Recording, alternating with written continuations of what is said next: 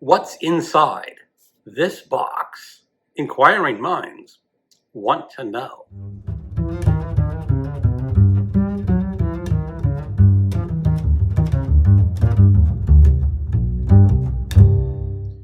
Hello, and welcome to my channel, Another Bibliophile Reads.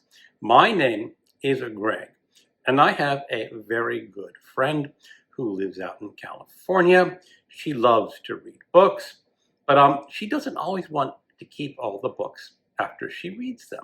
And she's a very good friend, as I said, and she sends me the books that she finishes, that she thinks I will like. And for the most part, she sends me some really great books. I've never really been disappointed in anything that she sends me. Now, I kind of, sort of know what's in this box. At least I know some of the titles in this box, but I may have forgotten a few, so I will probably be a little bit surprised when I open it. And now let's get the box open. As I said in previous unhaul videos and unboxing videos, I don't particularly like using safety scissors.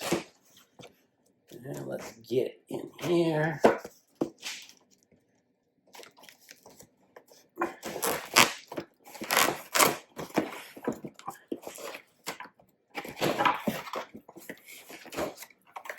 All right, close up the knife. And let's see what good stuff I can find. Lee's very generous with some packing material. All right, first book. Ooh, NYRB classic. Let me put on my reading glasses. Madame de Pompadour by Nancy Mitford. I have heard the name Nancy Mitford a lot. I don't think I've ever read anything by this author. When Madame de Pompadour became the mistress of Louis XV, no one expected her to remain in that preeminent position for long. A member of the bourgeoisie rather than an aristocrat, she was physically too cold for that carnal Bourbon king, and had so many enemies that she could not travel publicly without risking a pelting of mud and stones. History has loved her little better. Nancy Mitford's delightfully candid biography creates the spirit of the 18th century Versailles with its love of pleasure and treachery. We learn that the queen was a boor, a dauphin, a prig, and see France gradually succumbing to revolutionary conflict. With a novelist felicity, Mitford restores grace and humanity to the royal mistress, celebrating her as a survivor unsurpassed in the art of living, and who reigned with the most powerful women in France for nearly 20 years. Okay, this is a biography. It was originally published in 1953. I will get to it. As I said in previous videos, I love NYRB Classics books. She Waits at Night. This is a Japanese murder mystery. I have a number of other murder mysteries by this author, all sent to me by Lee. This is Shishi Yakamoto. She Walks at Night. Fear looms over the luxurious Furugami estate. The beautiful young Yakiro Fumigani, plagued by episodes of sleepwalking, receives a series of cryptic letters, culminating in an ominous warning: walk not at night. Then a body is discovered, decapitated, with a centuries-old samurai sword. The police are baffled, so the famous sleuth, Koryushiko Kinadachi, is called up to solve the mystery. But before he can do so, the killer strikes again. Can Kinadachi get to the truth of the Furugami family is destroyed by its own secrets? And this is, of course, translated from the Japanese. It was originally published in 1973. I have read two other books in this series, and they're very interesting mysteries. They don't quite follow the the American or British way of doing mysteries, but I quite enjoy them. And you get to know a little bit about Japanese culture to boot.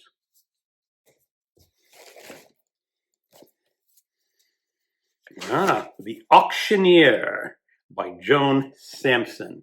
This is one of those great old horror classics. I believe this is listed in Grady Hendrix's the horror, whatever the book he's called, the Library of Horror. I'm forgetting that name, but yeah, the old pulp paperbacks. Harrowing tensions explode in a series of events that could happen anywhere to anyone, just as they do to John Moore, whose days of freedom ran out, who was stripped of his possessions, his courage, and his hopes by the ominous presence of a stranger, impossible to resist. Yeah, Paperbacks from Hell. It was right on the front cover the whole time. So this is a reprint of a great classic, originally published in 1975. This is about an auctioneer that comes to sell things in a small town. And of course, he may be selling things that are a little bit odd to the regular people. Great book.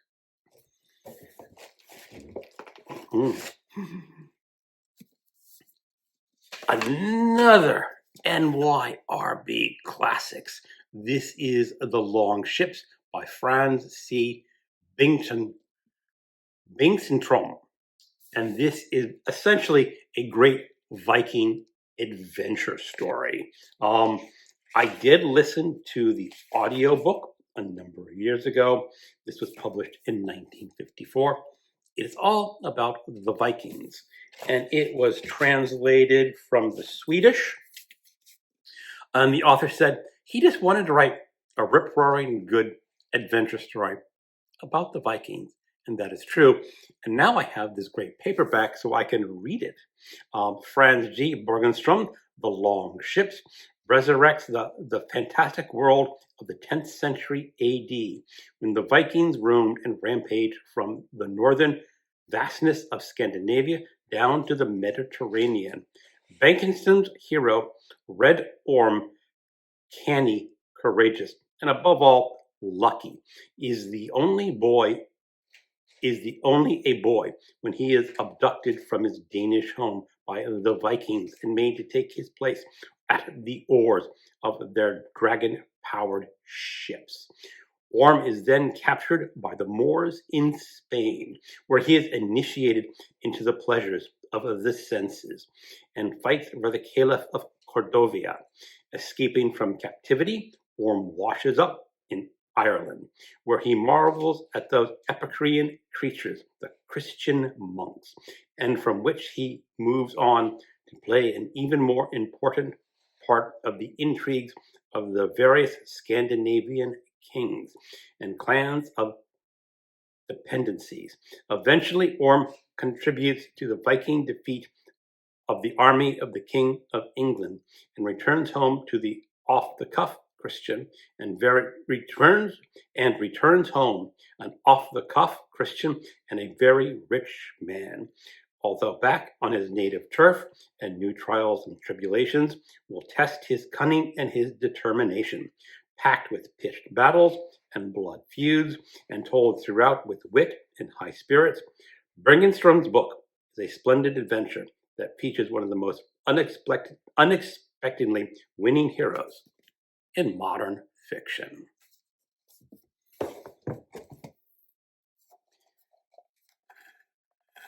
The Informer by Liam O'Flaherty, a signet classic. The Informer. This is Liam O'Flaherty's great novel of a troubled Ireland divided by the chaos of civil war in the 1920s. It is the story of an informer damned with the curse of his country's unforgivable sin, hunted by the shadowy executioners of an outlaw revolutionary organization. Two characters dominate this tragedy of betrayal and retribution. Gippo Nolan, the hulking oaf of a giant who, under stress, poverty, discloses the whereabouts of the wanted Frankie McPhillip for the paltry £20 reward, and Dan Gallagher, the egotistical commander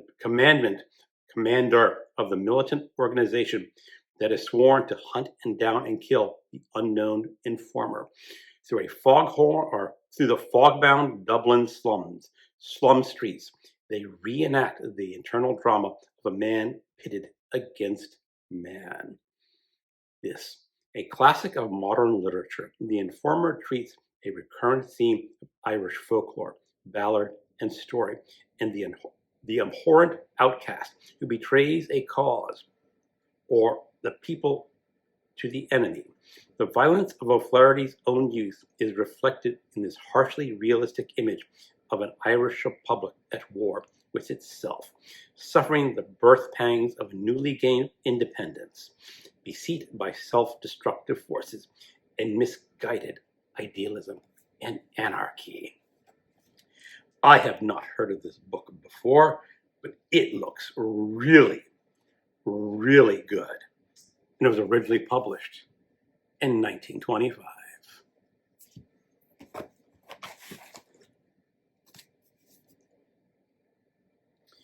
And here we go. The Clock House Murders by Yokito Ayatatsushi. The remote clock house is filled with priceless timepieces from across the world. It is also rumored to be haunted by the spirit of a dead girl. A team of ghost hunters visit the mansion to investigate, but their stay is barely begun when one of them is gruesomely murdered, and the survivors realize that they are trapped inside the house with a killer. As the murderer's bloody spree continues, the team are picked off one by one. Can the brilliant detective Shimada Kayoshi crack the enigma of the clock house before all those inside have been slain? And can you guess the solution before he does? Again, another great Japanese murder mystery. This one was originally published in 1991.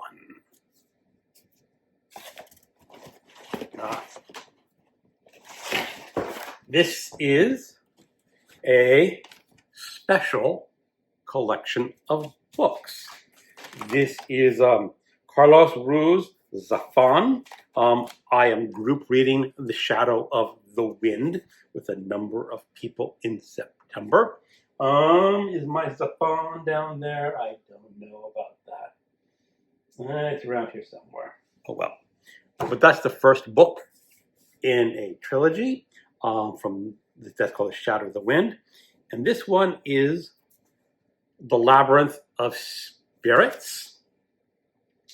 As a child, Daniel Sempre discovered among the passageways of the Cemetery of Forgotten Books an extraordinary novel that would change the course of his life. Now a young man in Barcelona of the late 1950s, Daniel runs the Semper & Sons bookshop and enjoys a seemingly filling life with his loving wife and son. Yet the mystery surrounding the death of his mother continues to plague his soul. Just when Daniel believes he is close to solving the enigma, a conspiracy more sinister than he could have imagined spreads its tentacles from the hellish Franco regime. That is when Alicia Gris appears. Born out of the nightmare of the war, she is the one who will lead Daniel to the edge of the abyss and reveal the secret history of his family. But at what terrifying price? This novel is translated from the Spanish, and I will get to the original publication date. And it was originally published in Spain in 2016. Continuing on with Carlos Ruiz Zafón, we have The Prisoner of Heaven. Barcelona, 1957. It's the week before Christmas in the Semper and Sons bookshop. Daniel Sempre has married the love of his life, B, and they have a son, whilst their partner in crime, Furman, has been busy preparing his wedding to Bernanda. Just when it seems as if luck is finally smiling upon them, a mysterious figure with a pronounced limp enters the shop. He insists on buying the most expensive volume, a beautifully illustrated edition of The Count of Monte Cristo, and then proceeds to inscribe the book with the words, "For Furman Romero de Torres, who came back from the dead and holds the keys to the future." Who is this man, and what does he want with Furman? The answer lies in a terrible secret that has lain hidden for 2 decades, an epic tale of imprisonment, betrayal, murder, and love that leads back to the vast heart of the cemetery of forgotten books. And this one was originally published in Spain in 2011.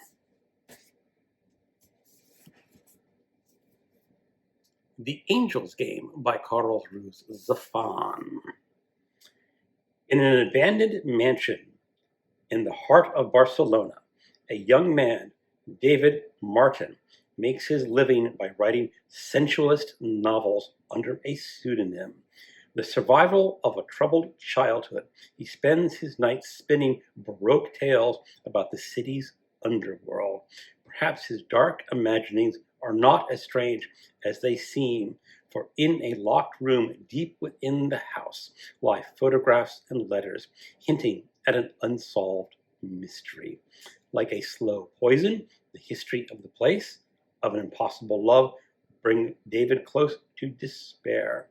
But then he receives a letter from a reclusive French editor who makes him the offer of a lifetime. And this book was published in 2008 in Spanish. The City of Mist by Carlos Ruiz Zafón. The echo of the novels of the Cemetery of Forgotten Books series resonates in the stories of Carlos Ruiz Zafón, collected here for the first time. A boy decides to become a writer to capture the attractions of an aloof young beauty who has stolen his heart. A labyrinth maker arrives in a plague-ridden Barcelona with plans for building a library impervious to the destruction of time. A strange gentleman tempts Cervantes to write a book like no other, each page of which could prolong the life of the woman he loves.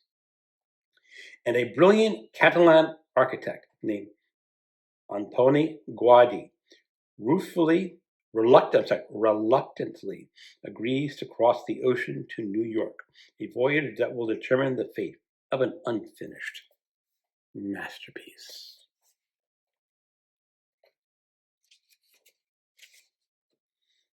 And this book was originally published in Spanish in 2015. Thank you so much, Lee, for this great collection of books. I am looking forward to reading The Shadow of the Wind in September, which belongs to this series of books. Lee sent her copy to my buddy Alan in Portland because I already have a copy of that book.